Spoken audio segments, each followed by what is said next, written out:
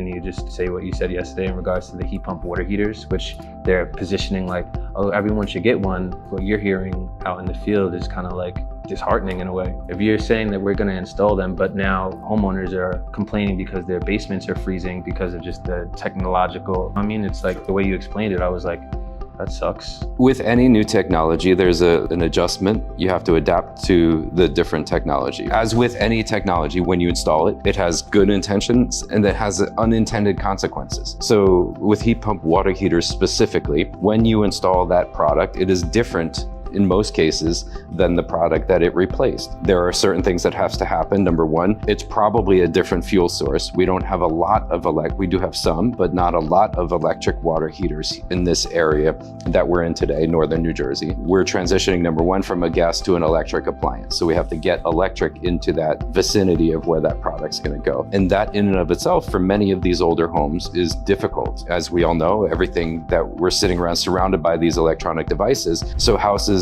weren't built in this area in an era where they needed as much electricity as they do today. So in many instances, the panel is already full. There's no wiring that's been brought to the area that this hot water heater is getting replaced. So you have to address those two items before you even think about transitioning to the new unit. And then once the new unit is in there, it's replacing heating system, a hot water system that heated as noisily as that candle is burning on this table. So you're taking something that made virtually no noise before, and you're putting a machine on the top of it that's essentially like a window air conditioning unit. It's taking warmth from the surrounding area and it's concentrating that warmth and it's moving it into the hot water that's inside of this tank. That machinery makes a certain amount of noise. That's something that people were unfamiliar with before. When you said it to me yesterday, I'm like, it was like the first reality check with my optimism. I'm just like, oh shit, like that is the way that a condenser works. I asked you, I'm like,